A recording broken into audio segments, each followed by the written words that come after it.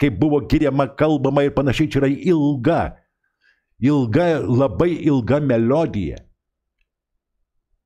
kuri skelbia, kad Europa turi būti susivienijus, bet turi būti suvienyta po vieną vėliavą.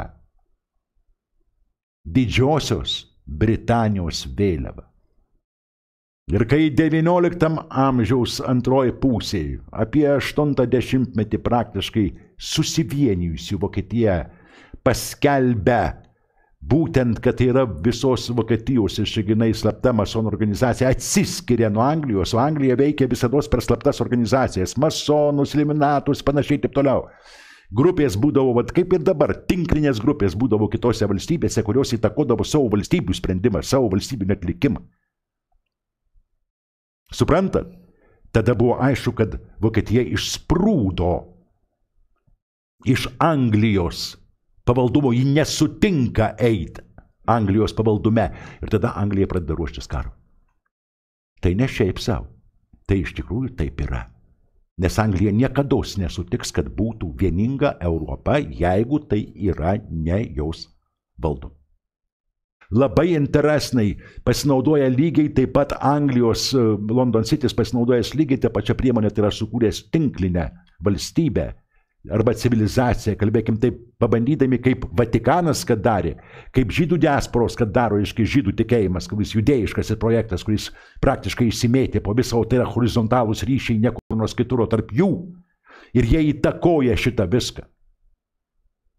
Ir Europa yra ypatingai būtent per šitą ideologiją, per šituos veiksmus masoninius, per šituos karus, per Anglijos ypatingą London City stebėjimą, kad nebūtų stiprios, galingos jėgos, per šituos ginčus tarp Jungtinių Amerikos valstijų ir panašiai, būtent ir šiandien ten yra ypatingai daug pas mus prismaigtyta, ne kur nors kitur, o būtent Anglijos London City įtakos. Tai yra transnacionalinių korporacijų įtakos, ideologijos, priklausomybės nuo jų.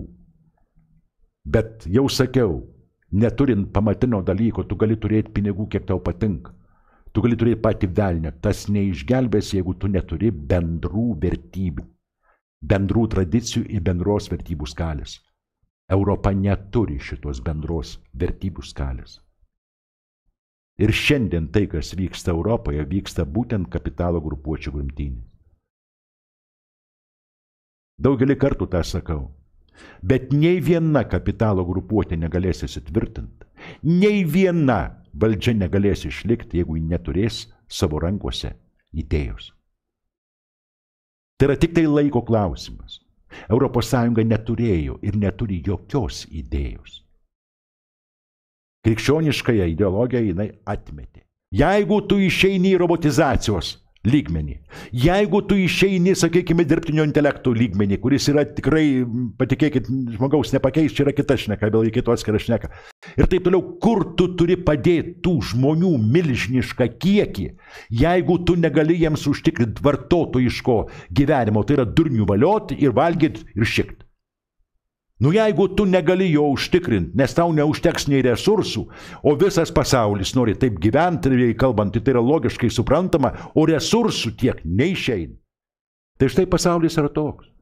Jisai juda ir judės daug greičiau, ir judės daug spėriau, ir daug kur mes pasimetę žiūrėsim ir taip stalčius atidarę sakysim, o taip galima? Galima. Viskas bus galima.